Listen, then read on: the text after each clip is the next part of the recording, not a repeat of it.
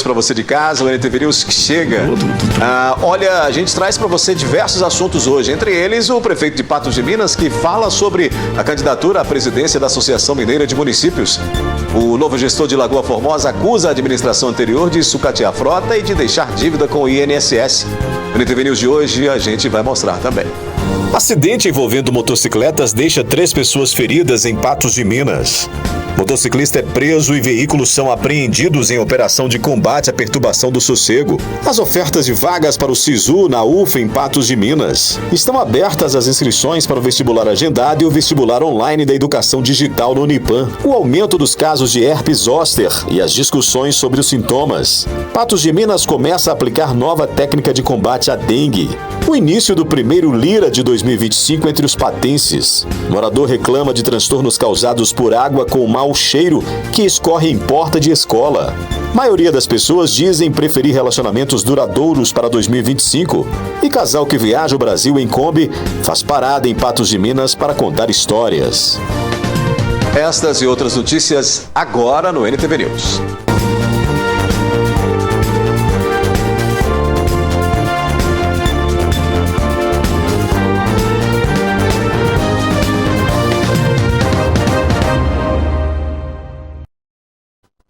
Começa esta edição com os destaques policiais. Durante a operação Última Parada, realizada pela Polícia Militar Rodoviária, nesta segunda-feira, os policiais suspeitaram de um caminhão-baú e de um veículo de passeio que o acompanhava na MGC 462 em Patrocínio. Em vistoria nos veículos, os militares encontraram dentro do caminhão cerca de 20 metros de cabos de cobre utilizados em condução de energia de alta voltagem para máquinas de bombear a água para pivô de irrigação agrícola. Um homem de 36 anos, proprietário da mudança, disse que encontrou os cabos próximos da cerca de uma fazenda onde morava. Porém, com o apoio da Patrulha Rural, foi constatado furto nessa fazenda. Foi preso e encaminhado para a delegacia em Patrocínio. Olha, nesta segunda-feira, a Polícia Militar de Patos de Minas realizou mais uma operação de combate à perturbação do sossego provocada por motos barulhentas, escapamentos aí que incomodam muito, né? As fiscalizações foram realizadas em vários locais da cidade. No bairro Planalto, 2 pessoas foram flagradas realizando manobras perigosas e uma das motocicletas estava com escapamento alterado. Um dos condutores foi preso por perturbação do sossego e um menor de idade foi apreendido por direção perigosa. Nesta operação, outros 4 veículos também foram removidos ao pátio devido às irregularidades. Um acidente envolvendo 2 motocicletas deixou 3 pessoas feridas na noite desta segunda-feira em Patos de Minas. O acidente foi registrado por volta das 19 horas na Rua Pará, esquina com a Rua Major Gotti. Segundo informações da Polícia Militar, o motociclista de 56 anos relatou aos policiais que estava conduzindo uma moto BMW branca pela Rua Pará e com sinal verde, ao atravessar o cruzamento, foi atingido por uma motocicleta preta, modelo XRE 300, que vinha pela Rua Major Gotti. O motociclista, de 56 anos, sofreu lesões. O condutor da XRE 300, de 23 anos e sem habilitação, queixava-se de dores no tórax, enquanto o passageiro, de 23 anos, sofreu uma fratura no dedo da mão e lesões no tornozelo esquerdo. As vítimas receberam atendimento imediato no local pelas equipes do SAMU e, em seguida, encaminhadas ao Hospital Regional Antônio Dias para avaliação médica. Acidente com saída de pista no final da tarde de hoje complicou o trânsito e interditou parte da BR-352 em Patos de Minas. No fim da tarde desta terça-feira, foi registrado um acidente na BR-352, entre Patos de Minas e Lagoa Formosa, gerando transtornos no tráfego de veículos. O acidente envolveu um caminhão que acabou saindo da pista após passar o tão conhecido Trevo da Pipoca, que também é conhecido por envolver inúmeros acidentes. Felizmente, o motorista do caminhão não se feriu e também preferiu não registrar o boletim de ocorrência. A Polícia Rodoviária esteve no local do acidente para garantir a segurança e também organizar a via até que o guincho retirasse o caminhão. Houve, um transtorno aqui no tráfego para quem acessa a via entre Patos de Minas até a Lagoa Formosa. Foram alguns minutos, de transtorno, espera aqui no trânsito, mas já foi resolvido e a pista foi liberada. Isabela Sanches para o jornalismo da NTV. Depois do intervalo aqui no News, as ofertas de vagas para o SISU na UFA em Patos de Minas. Estão abertas as inscrições para o vestibular agendado e o vestibular online da educação digital no Uniban.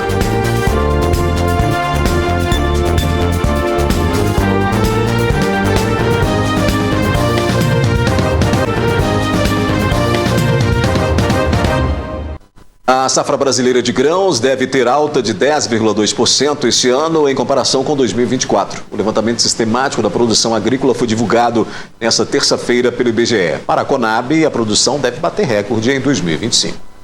A safra brasileira de grãos deve chegar a 322.600 mil toneladas em 2025, quase 30 milhões de toneladas a mais que 2024. No ano passado, o IBGE apontou que a quebra na produção foi de 22.700 mil toneladas. Em 2025, o aumento na produção se deve principalmente à expansão da soja, milho, tanto primeira safra quanto segunda, arroz, trigo e feijão primeira safra. O algodão herbáceo em caroço foi estimado com estabilidade na produção, enquanto para o sorgo a previsão é de queda. O levantamento do IBGE se aproxima da projeção feita pela Conab, também divulgada nesta terça-feira. Segundo a Companhia Nacional de Abastecimento, os agricultores brasileiros deverão colher 322.300.000 toneladas de grãos na safra 2024-2025. O resultado recorde equivale a um crescimento de 8,2%, 24 milhões e meio a mais frente à produção anterior. As inscrições para o SISU começam na próxima sexta-feira e seguem até 21 de janeiro. Gerido pelo MEC, o sistema executa a seleção dos estudantes com base na média da nota do Enem até o limite da oferta de vagas ofertadas por instituições públicas de ensino superior, por curso e modalidade de concorrência. Para entrar nesse processo seletivo, é importante que o candidato tenha feito a prova do Enem. O resultado saiu ontem e, a partir do dia 17 até o dia 21, eles podem se inscrever para o processo seletivo do SISU. Hoje, a maioria das universidades federais aproveitam a nota do Enem como meio de ingresso nas universidades. Então, você faz a inscrição pelo SISU, esse é um processo seletivo classificatório de acordo com a nota dos inscritos e, a partir disso, esses candidatos são selecionados de acordo com o número de vagas. Então, num primeiro momento, no dia 26 de janeiro, sai o resultado dessa primeira chamada e esses alunos são convocados para fazer a matrícula. E depois, a partir do dia 26 até o dia 31 de janeiro, quem não foi convocado para fazer matrícula na primeira chamada, que nós chamamos de chamada regular, eles terão que manifestar interesse para continuar na lista de espera. E caso haja sobra de vaga dessa primeira chamada, esses vão sendo chamados à medida que as vagas vão sendo disponibilizadas. Cada universidade tem os seus critérios, mas hoje existe, especialmente dentro das federais, 50% das vagas são destinadas para as cotas, que nós chamamos. E são critérios raciais, são critérios de PCD e outros critérios que inclusive de renda, que a universidade adota, e hoje é uma orientação do MEC que isso aconteça, e as outras 50% dessas vagas são destinadas à ampla concorrência. As inscrições, elas são feitas no site do MEC, que é acessounico.mec.gov.br/SISU, e essas inscrições poderão ser feitas do dia 17 até o dia 21 de janeiro. Nesse período, o aluno ele pode mudar a sua opção de curso e também de faculdade. Eu gostaria de destacar para esse candidato que fez o Enem que ele pode escolher até 2 universidades diferentes e 2 cursos diferentes. Esses 2 cursos podem ser na mesma universidade ou pode ser também diferentes. Então, há essa possibilidade. Não é opção de curso, é primeira opção mesmo. Então, você pode ser chamado numa primeira opção e falar, olha, eu não quero fazer esse curso, e vocês ficar na lista de espera de outra faculdade ou de outro curso e depois desistir dessa primeira matrícula e passar para aquela. É por isso que esse processo seletivo do SISU, ele tem várias chamadas depois da chamada regular. Segue falando de educação, o Unipan está com inscrições abertas para o vestibular agendado e para o vestibular online destinado aos cursos de educação à distância. O vestibular agendado é a última oportunidade para aqueles que querem ingressar num curso de graduação ainda no primeiro semestre de 2025. Aqui ao meu lado o professor Henrique, que vai passar mais informações para você aí de casa. Professor, vamos passar, a questão de como se inscrever, quais cursos estão disponíveis para aqueles que tiverem interesse poder comparecer à instituição e fazer a sua inscrição. Bom, para aqueles que não querem adiar o início da sua formação acadêmica, científica, profissional e começar a estudar já agora em 2025, existem duas possibilidades na nossa instituição ainda. A primeira possibilidade é o vestibular agendado para as vagas remanescentes de cursos de graduação na modalidade presencial, exceto para o curso de medicina, que é um curso que não tem vaga remanescente. Os interessados, eles acessam vestibular.unipan.edu.br e ali eles fazem a prova online. O resultado ele já sai imediatamente e, sendo aprovado, o candidato já faz também a sua matrícula online. Isso para cursos de graduação presenciais com vagas remanescentes. E a segunda possibilidade é a educação à distância, que também é uma modalidade de ensino. Também o interessado ele acessa vestibular.unipan.edu.br, realiza a prova online, o resultado sai imediatamente e, sendo aprovado, ele já pode também fazer online a sua inscrição. Não há taxa, para realizar esses dois processos, e também lembro que para aqueles candidatos que têm nota do Enem, para candidatos que já têm curso de graduação e querem fazer obtenção de novo título, ou para transferências externas, o Unipan também oferece vagas nesses cursos remanescentes e também na educação à distância. É importante a gente lembrar que o Unipan ele oferece aí uma vasta estrutura, para os alunos que vão aí fazer o vestibular agendado, que vão vir estudar na instituição, mas para aqueles também que vão fazer EAD, porque o EAD ele é semipresencial, certo?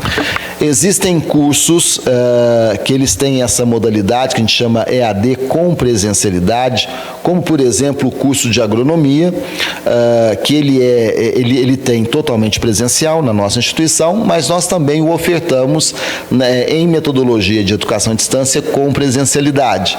Ocorre o mesmo com o curso de engenharia de Minas. E os nossos cursos que são 100% EAD, eles também têm atividades presenciais, além dos polos de apoio presencial em diversas cidades da região. O que nós prezamos é pela qualidade do ensino que ofertamos, seja na modalidade presencial, seja na metodologia EAD. O uso de celulares nas escolas foi proibido por meio de projeto de lei sancionado esta semana pelo presidente Lula. Agora, as escolas precisam se adequar às mudanças para o começo do ano letivo, que terá início em fevereiro.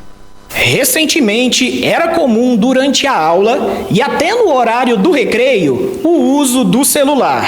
Mas, agora com a nova lei, a proibição se tornou oficial.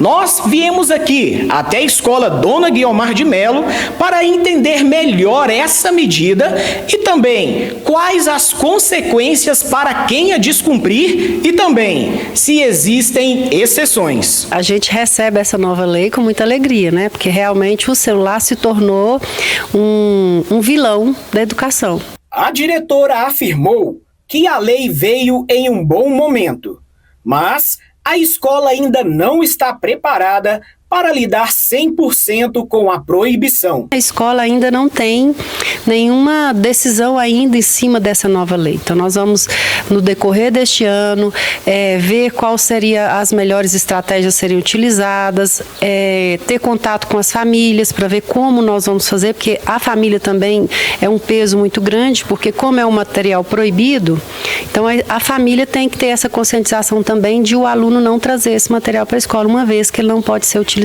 de forma nenhuma. Fomos às ruas de Patos de Minas para saber a opinião da população quanto à proibição. Sou a favor, nossa, 1000 vezes. Aliás, já passou da hora deles fazerem isso, porque o celular muito importante na vida da gente, né? Serve para várias coisas muito importantes. Mas o povo, eles de pendurar tanto o celular, até em casa. Em casa, as mães e os pais tinham que dar uma cortada também. Hoje em dia não tem mais diálogo, não tem conversa. Seus filhos chegam de fora de viagem, você quer conversar, senta na mesa para almoçar, para tomar um café. É todo mundo de pendurado no celular. A questão do telefone atrapalha muito na questão da aula, né? Pra você ver. Porque o que acontece? Às vezes o professor tá explicando trem, fazendo um trem, o que o menino tá fazendo? Mexendo no telefone, conversando no WhatsApp, mexendo no Instagram. Isso eu falo disso próprio pro meu filho, né? Porque quando ele tá com o telefone, dentro de casa mesmo, ele fica surdo, mudo. Você chama ele nem tchum, fica lá assistindo aqueles vídeos lá de TikTok, essas coisas. Então, querendo ou não, atrapalha muito no rendimento, tanto prestar atenção, né, na sala, como nas coisas mesmo, decorrer do dia a dia. Criança guarda? Não guarda. O que ele faz? A professora vira as costas, qual que é o mais fácil? Celular. O que tira a atenção dele? O celular. Não, tem que tirar mesmo, tá? Passou da hora, tem que tirar mesmo. Se puder, né? Se puder, deixar os pais terem controle em casa. Na escola a gente não dá conta. É um desafio maior para os professores. O trabalho dentro da escola não começou hoje. Há algum tempo, a instituição vem alertando e conscientizando os alunos sobre os riscos e as consequências do uso inadequado do celular. A gente vem tentando trabalhar essa questão do uso do celular, tentando conscientizar o uso, tentando conversar, né, que a ideia é que esse aluno entenda que o celular o atrapalha e fazer com que durante as aulas ele não seja um empecilho para a comunicação. A diretora lembra que há exceções para a proibição entre os alunos. A lei sancionada já cita essa questão do aluno da educação especial que necessita. A gente tinha um aluno que fazia uso da tecnologia para ajudá-lo na sala de aula e ele se formou, né, o ano passado, 2024. Então, esse ano, que eu saiba, a gente não tem. Caso a gente receba algum aluno desse jeito, nessa situação de necessidade especial, nós vamos avaliar a situação e com certeza ele vai poder fazer uso que é para o bem dele, é uma ferramenta pedagógica de aprendizagem. Olha, a seguir aqui no News, o aumento dos casos de herpes zoster e as discussões sobre os sintomas. Você vai ver que Patos de Minas começa a aplicar nova técnica de combate à dengue e ainda o início do primeiro Lira de 2025 entre os patenses.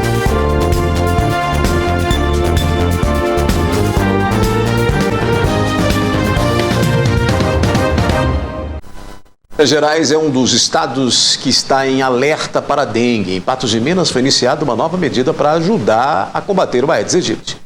Em Minas Gerais são 2.075 casos prováveis de dengue, com 536 confirmados e uma morte é investigada esse ano, de acordo com o Boletim Epidemiológico Estadual desta segunda-feira. De chikungunya, são 215 casos prováveis e confirmados 159. Em Patos de Minas, são 39 casos prováveis e 4 confirmados de dengue, conforme o painel estadual. Para combater o mosquito Aedes aegypti, a Prefeitura de Patos de Minas implantou mais uma medida com a borrifação residual intradomiciliar, que é fornecida pelo Ministério da Saúde. Com a técnica, são aplicados inseticidas nas superfícies internas de imóveis com alta circulação de pessoas, como escolas, igrejas e prédios públicos. Quando o mosquito pousa nos locais onde tem o produto, ele é eliminado. A técnica inovadora ainda cria uma barreira química que afasta o mosquito, reduzindo os riscos de novas infestações. Sobre esse assunto ainda, teve início hoje o primeiro Lira de 2025 em Patos de Minas. O objetivo é levantar quais os locais com maior incidência de focos do mosquito transmissor da dengue. LIRA é a sigla para Levantamento Rápido de Índices para Aedes aegypti, uma metodologia de amostragem que permite monitorar a presença do mosquito transmissor de doenças como dengue, zika, chikungunya e febre amarela. O LIRA é o levantamento rápido do índice de infestação, onde são sorteados alguns quarteirões. E nesses quarteirões, os agentes fazem visitas em algumas dessas casas. Então, todos os bairros são visitados e coletadas amostras, nas residências onde foram encontradas larvas. Essas larvas são analisadas, né, para a gente verificar se trata ou não de larvas de Aedes aegypti. E com isso a gente tem como saber os locais com maior infestação, tem como saber o recipiente, né, predominante, por exemplo, né, lixo doméstico, vasinho de planta, o pneu. Então tem como a gente direcionar as ações a partir desse levantamento. Além do Lira, os responsáveis pelo combate à dengue já estão trabalhando em diversos outros meios de prevenção em busca de diminuir a propagação do vírus. A gente trabalha também com as ovitrampas, que são outro tipo de armadilhas, são as armadilhas, né, que nós trabalhamos aí para também verificar os locais de infestação, e o Lira vem aí para complementar esse trabalho. Tem as visitas dos agentes, né, que eles visitam bimestralmente, então a cada 2 meses os agentes vão estar indo naquela residência, levando as informações, eles levam o larvicida, né, onde for encontrada alguma larva, eles vão estar tratando aquele local que não puder ser eliminado. A pulverização, naquele quarteirão onde tem um caso positivo de dengue, os agentes vão de quintal em quintal com as bombas fazendo a pulverização. Nós estivemos na casa do seu Adailton, onde foi realizado a vistoria, e não foi encontrado nenhum tipo de irregularidade. Ele conta que sempre cuidou bem da sua propriedade e reconhece a importância desse ato. Eu sempre tento manter tudo limpo, eu olho essas bicas de vez em quando. Às vezes as plantas, como você mesmo pode ver, tá tudo limpinha. Até a árvore da rua eu mantenho limpa. Se todo mundo cuidasse, talvez não teria essa dengue, né? Se cada um cuidasse da sua casa, o problema é que às vezes tem alguém que não cuida, né? É muito importante que a população trabalhe em sintonia com os órgãos públicos durante os próximos meses. Uma vez por semana, está verificando o quintal, se não tem nenhum local que está acumulando água, servindo de criador, né? O agente vai, mas também é preciso ter a participação da população. É fundamental a participação de cada um. O combate à dengue, ele passa por essa obrigação que todos nós temos de verificar o nosso quintal, né, o nosso ambiente. Agora a gente fala de uma doença que vem crescendo nos últimos anos, muito em razão do envelhecimento da população. A doença causada pelo vírus varicela zoster atinge quem já teve catapora e pode causar fortes dores, além de poder ser evitada com a vacinação. O herpes zoster, também conhecido como cobreiro, é um tipo de herpes que se manifesta de uma forma diferente do tão popular herpes comum. O zoster não é passado de pessoa para pessoa, assim como o tipo comum, e na maioria dos casos se manifesta apenas na vida adulta. O herpes zoster é uma doença causada por um vírus, que é o mesmo vírus que causa a catapora ou a varicela quando a gente é criança. Quando a gente é criança, a gente entra em contato com esse vírus, ele provoca doença, catapora, e essa doença sara sozinha em 10, 15 dias. E esse vírus, ele fica dormindo no nosso corpo por longo tempo. E, na grande maioria das pessoas, ele fica dormindo o resto da vida. Mas em algumas pessoas, principalmente acima de 50, 60 ou 70 anos, esse vírus acorda e ele compromete um nervozinho da pele, um trajeto desse nervo na pele. Então aí ele vai causar algumas bolhas num trajeto da pele e essa doença chama-se herpes zoster. Então herpes zoster a gente não pega de alguém, a gente já tem o vírus no nosso corpo e ele acorda e aí vai causar essa doença que a gente tem alguns transtornos diante dela. De acordo com o Ministério da Saúde, a doença surge de modo gradual e pode levar de 2 a 4 dias para que os primeiros sintomas apareçam. Ele começa às vezes com uma queimação, um ardor, uma dormência, uma coceira naquela região e só depois ele pode dar as lesões típicas na pele, que são bolhas semelhantes à catapora. Mas quando aparece a bolha fica muito típico, fica muito fácil a gente fazer o diagnóstico. Mas diante de uma lesão, de uma ausência de lesão, só a questão do ardor, da queimação, numa pequena faixa, às vezes antecedendo 3, 4, 5 dias, o início da bolha, é um pouco difícil a gente fazer o diagnóstico, mas não é impossível. Discussões recentes que criavam relações com o aumento de casos de herpes zoster à vacina do Covid-19 não são verídicas. O aumento de casos realmente aconteceu, mas por outros fatores sem relação alguma com os componentes do imunizante. Essa relação direta do herpes zoster com a Covid ou com a vacina do Covid, não há nenhum relato científico, porque o herpes zoster não é uma doença de notificação obrigatória. Quando a gente tem um herpes zoster no consultório, a gente não é obrigado a notificar. Mas há essa conversa, o que acontece é que tem realmente aumentado os casos de herpes zoster, porque tem aumentado o envelhecimento da população. O Brasil está eminentemente envelhecendo a cada ano. E como é uma doença que acomete principalmente pessoas acima de 50, a gente tem muito mais aumento de envelhecimento proporcionalmente do que casos de herpes.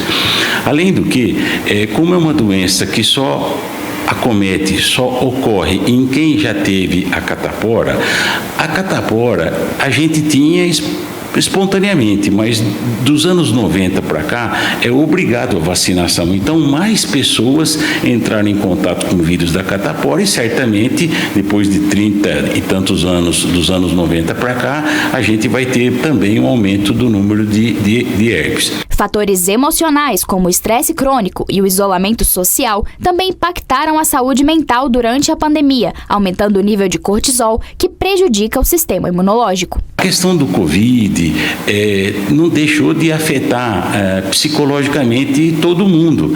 Houve uma contaminação, houve perdas de vida, houve reclusão, e isso afetou certamente a imunidade das pessoas, e como é uma doença causada por vírus, uma pequena alteração da imunidade pode não afetar ou favorecer aquele vírus que estava quieto e acordar e manifestar a doença. Não é possível prevenir a herpes zoster, já que o vírus está presente no corpo de todos aqueles que já tiveram catapora.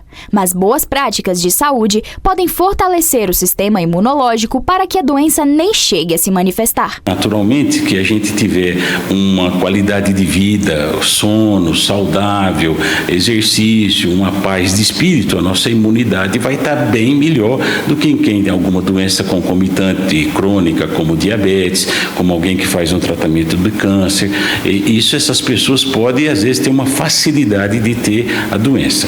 Existe também a vacina para o herpes, que em alguma faixa etária, algum caso específico, pode ser benéfico, porque diminui muito a chance de vir a ter o herpes zoster. Mas o que a gente chama atenção é que quando a pessoa começa a ter alguma alteração de queimação, coceira, dor, deve procurar orientação médica, porque se a pessoa começar a tratar até umas 72 horas com tratamento específico, a chance de ter algum comprometimento, algum desconforto com a doença é mínimo. Em instantes aqui do News, você vai ver que morador do bairro Várzea reclama de transtornos causados por água com mau cheiro que escorre em porta de escola.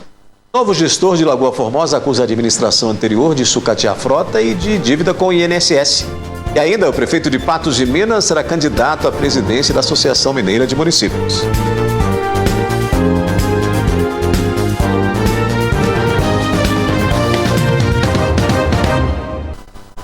O do bairro Várzea, em Patos de Minas, enfrenta problema com esgoto que corre a céu aberto na porta de uma escola.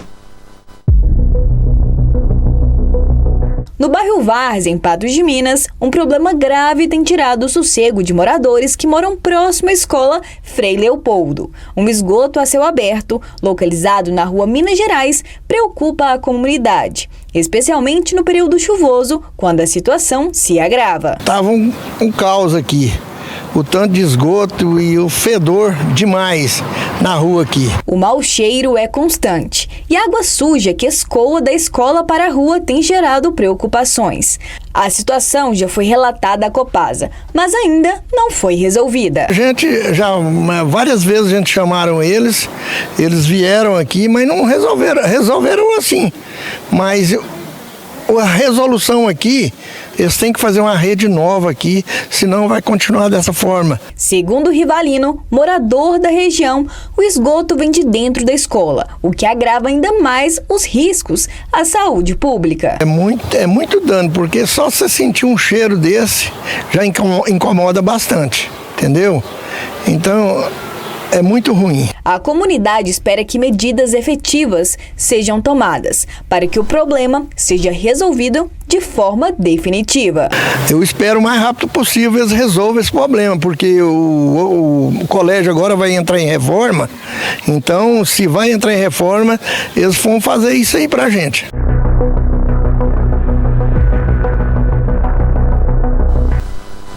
Olha só, sobre isso, a Copasa informou que equipes técnicas estiveram neste local nesta terça-feira e constataram que não há vazamento de esgoto no local. A água que escorre pela citada área é proveniente de uma nascente. Portanto, conforme a Copasa, não seria de responsabilidade da empresa. O prefeito de Lagoa Formosa, Zé Amorim, denunciou esta semana que a gestão anterior teria deixado para o seu governo dificuldades relacionadas a dívidas com o INSS e sucateamento da frota de veículos do município.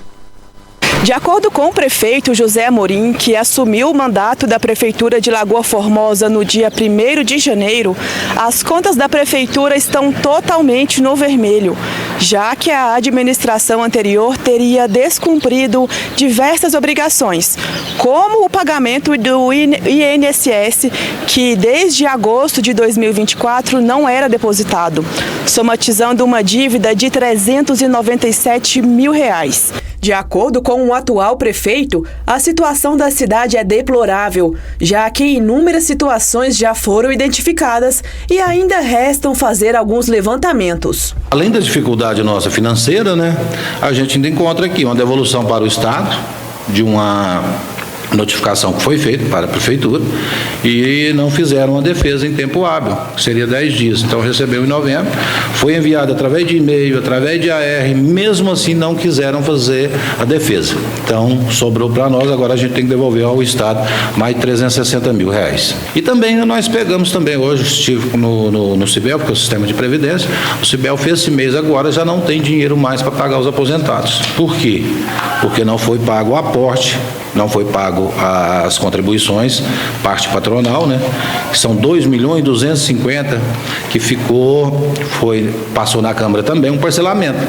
Só que o Caixa zerou. Desde agosto não foi pago, também não foi repassado ao INSS, Então também mais essa aí. E essa aí também a gente vai tentar parcelar junto ao governo federal, junto à Receita Federal, para a gente estar pagando, porque hoje nós estamos bloqueados na Receita Federal, não temos certidão negativa do INSS. Então a gente está correndo atrás de mais essa também.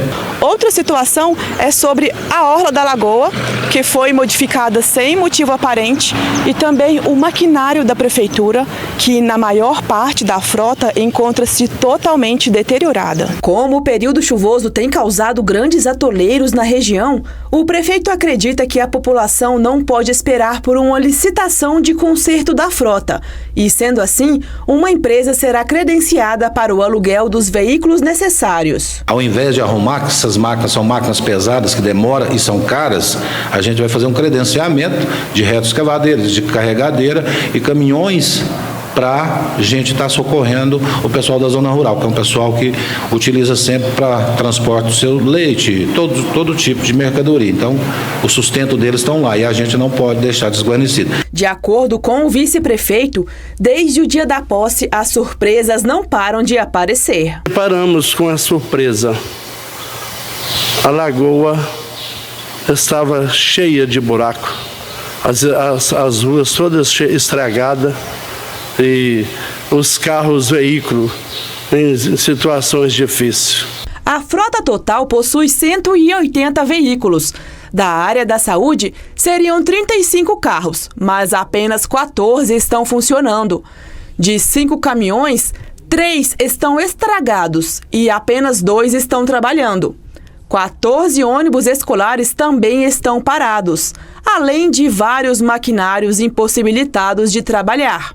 E, além disso, todos os veículos foram deixados sem óleo diesel ou gasolina. Vendo a situação de um veículo desse, pendurado, sem motor, isso é muito triste para a Lagoa Formosa. Até não é coisa da gente comentar, porque o pessoal já sabe. As imagens mostram o desdeixo de Lagoa Formosa. A saúde também pode sofrer com essa troca de administração nos próximos meses. O grande impacto que a gente vai ter, deve ser março, mais ou menos aí, é porque em novembro, dezembro, não foi feita também a produção da saúde, ou seja, o CNES não foi alimentado devidamente. Então, provavelmente, a gente vai ter um corte do governo federal de, no mínimo, 50% dos recursos que eram oriundos da União. O prefeito e o vice pedem a paciência da população até que tudo seja colocado em ordem novamente. A gente vai voltar ao passado, né, recomeçar tudo de novo. Mas eu tenho certeza que dentro de um ano e meio aí, a gente consegue estabilizar e Lagoa Formosa volta a crescer novamente, volta a mostrar seu protagonismo na região. Isso da paciência de vocês é muito importante.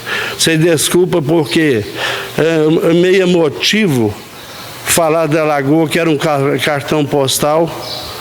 Hoje ela se encontra sendo falada nas mídias que Lagoa Formosa foi abandonada.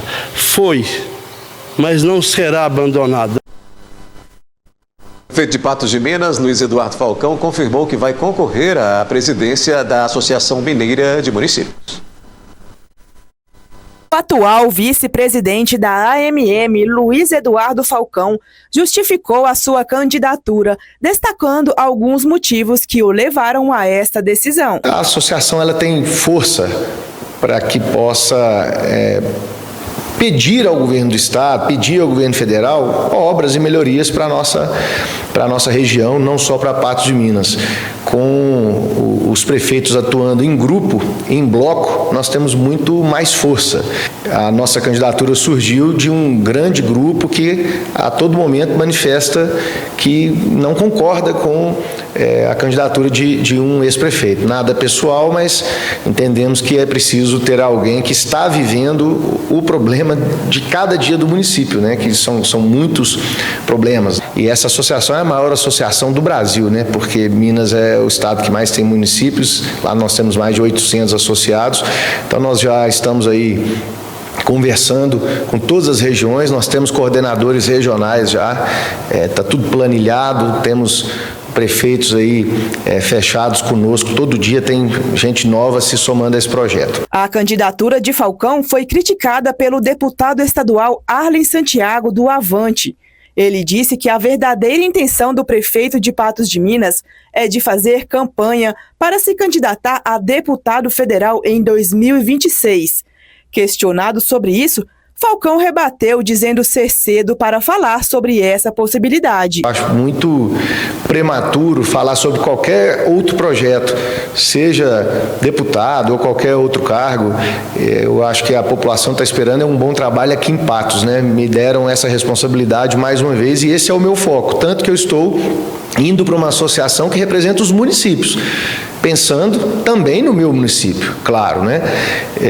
E 2026, a gente não faz a mínima ideia do que vai acontecer, depende muito da conjuntura política federal, estadual e depende, acima de tudo, do que a população de Patos de Minas, que são os meus patrões, depende do que a população quer. Se a população quiser que a gente continue, nós vamos continuar. Se a população quiser que a gente faça qualquer outra coisa, a gente vai analisar e tratar isso com toda a transparência e tomar a melhor decisão, sempre pensando aqui na nossa cidade em primeiro lugar.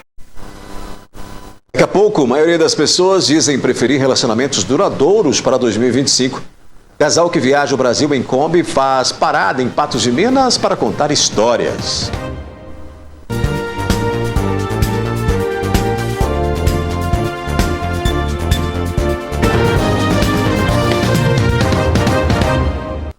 Em meio aos modernos aplicativos de relacionamentos, um percentual considerável de pessoas ainda prefere buscar relações com laços mais profundos e também duradouros.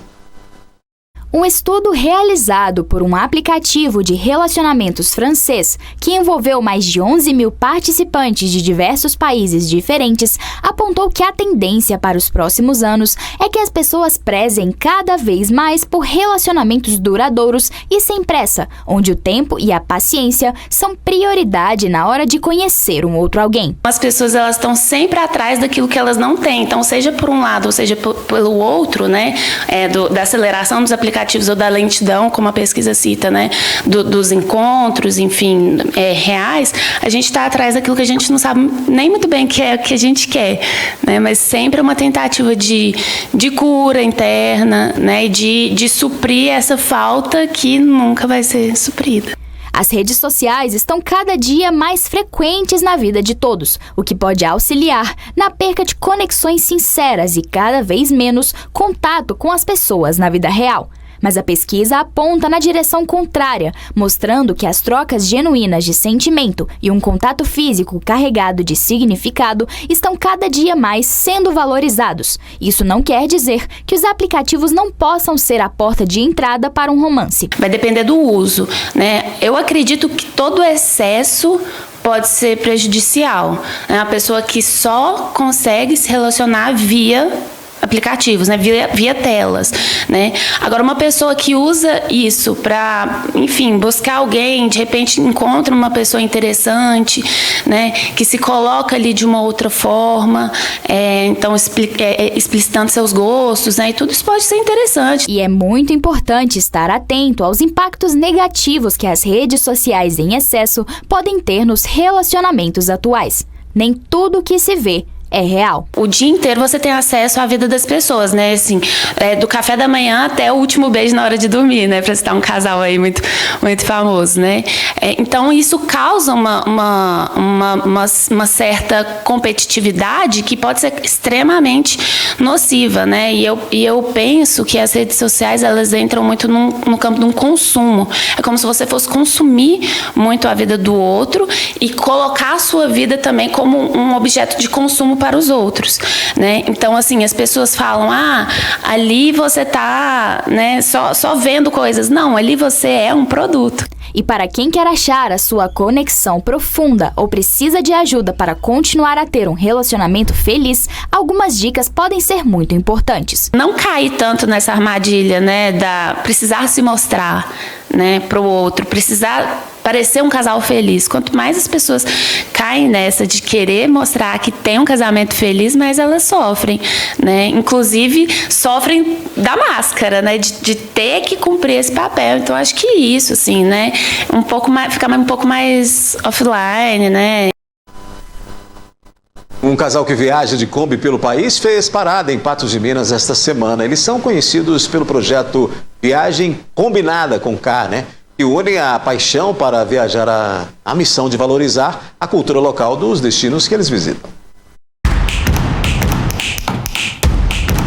Desde 2018, Cristiano e Sandra percorrem o Brasil e o mundo em uma Kombi amarela carinhosamente chamada Beatriz, promovendo a valorização cultural de comunidades locais por meio do projeto Viagem Combinada. Com 7 anos de história, o projeto nasceu do sonho do casal de explorar o mundo enquanto ajudam comunidades a descobrirem seu potencial turístico.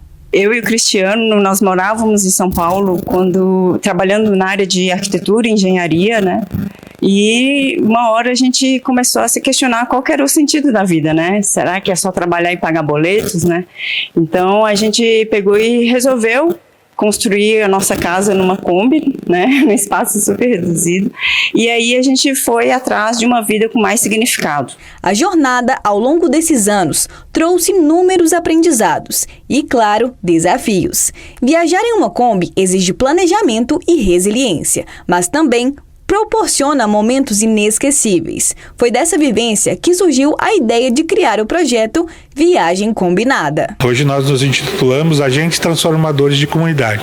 Nós trabalhamos com o turismo de base comunitária, onde vai desde o diagnóstico das potencialidades do local, ao inventário fotográfico e a escrever os livros digitais desses municípios, que acabam sendo o cartão de visita para cada morador divulgar a sua própria cidade. Por meio de guias interativos, inventários fotográficos e consultorias digitais, Cristiano e Sandra desenvolvem estratégias que conectam o mundo online ao offline, gerando impacto positivo no turismo local. Nós tínhamos uma vontade, e aí vem o propósito, que é auxiliar e transformar as comunidades através do trabalho da fotografia, através de escrever textos, né, de fazer documentários. Então a gente começa a viver isso. Então as dificuldades vêm sempre naquele momento de busca de de renda.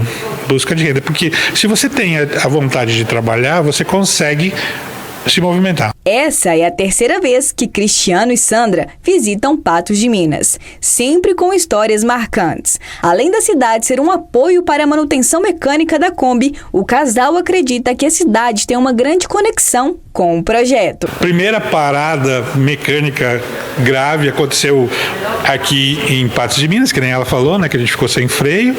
E agora a gente está aqui também em Patos de Minas, no meio de uma viagem, retornando para o próximo destino, e a gente parou aqui. Então, eu acredito que alguma coisa Patos de Minas tem para nos oferecer ou nós temos que descobrir. Ao longo dos últimos 7 anos, o Viagem Combinada já percorreu lugares incríveis pelo Brasil e fora dele, registrando histórias, pessoas e paisagens de tirar o fôlego. Cada parada é uma oportunidade de celebrar a diversidade e inspirar comunidades a valorizar suas riquezas. Uma coisa que incomodava muito pra gente, quando começou a visitar as cidades, que a gente chegava num lugar que era tão belo para nós e aquele morador falava assim: o que vocês estão fazendo aqui? Por que vocês não vão para o Chile? Por que vocês não vão para a Argentina, para o Uruguai? O que tem na minha cidade? Porque aqui não tem nada. Daí eu disse assim, uma vez eu disse para uma senhora: se na tua cidade não tem nada de bonito, não tem nada de bom, talvez você tenha que se mudar de cidade. Então, se existe uma comunidade em algum lugar, algo de positivo tem. E esse algo, com certeza, faz parte da cultura que nos molda o que a gente é hoje.